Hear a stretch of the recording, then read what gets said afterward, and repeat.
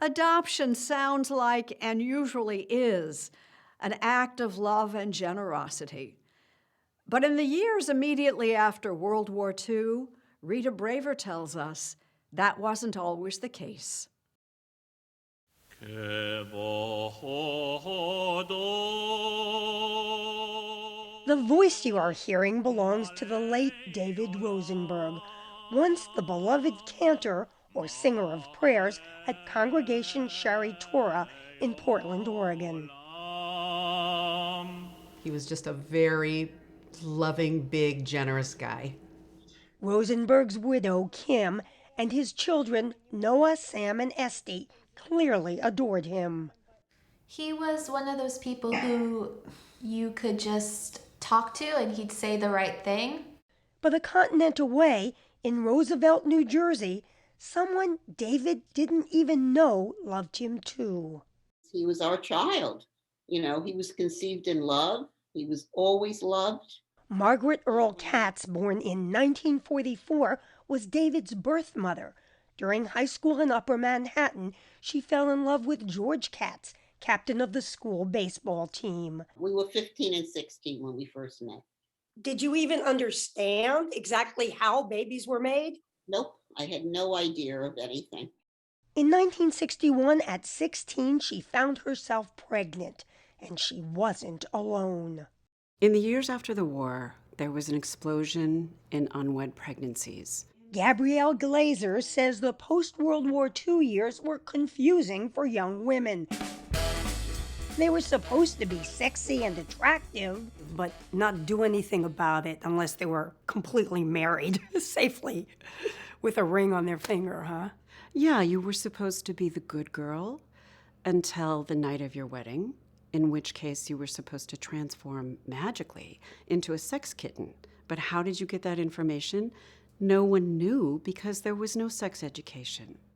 Glazer is author of American Baby, which details the history of American adoption in the mid-20th century. She says before the war, the usual response to an unwed pregnancy was a forced marriage, the so-called shotgun wedding. What changed? Suddenly there was a new middle class to aspire to. The idea of a wedding and a baby 6 months later was not part of the new conservative American life. My mother was beyond furious because that was like, you know, the worst thing that could happen to any family at that time. You were obviously in love. Why didn't you just get married? Oh, we tried to. In New York, the man had to be 21, the woman had to be over 18. It was a nightmare because both sets of parents did not want us to get married. Her family sent her to a home for unwed mothers. There were some 200 nationwide. This one run by the now defunct Louise Wise Services, an adoption agency based in Manhattan. So this is the inside of the actual building, and you can see how elegant and beautiful it is. Glazer says that adoption became an industrial complex with more than 3 million young women forced into the system. You also had a high demand of couples who wanted babies because it was the thing to have a family. Absolutely. And in fact, if you were not able to conceive, there was suspicion that you weren't part of this whole patriotic duty to create the American family. Margaret and George insisted they wanted to raise their baby in their own family. But when she gave birth to a son, she was not allowed to take him home. The couple insisted on visiting him at the agency.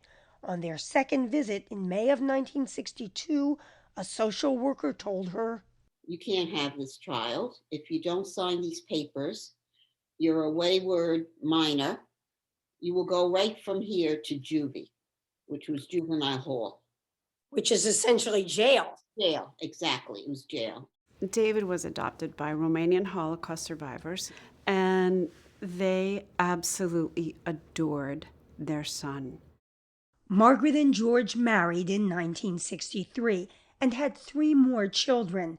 She never gave up on finding her firstborn, But even today, only a few states allow birth parents or adoptees to see adoption records. Meanwhile, David was raising his own family. His adoptive parents passed away, and he developed severe health problems: diabetes, gout, cancer. Kim, at some point, you decided to buy a DNA testing kit for David. Why'd you do it? Knowing that there was this tool where we could find more information about David's background and perhaps connect with somebody that might give us some more information about his health was very intriguing to me.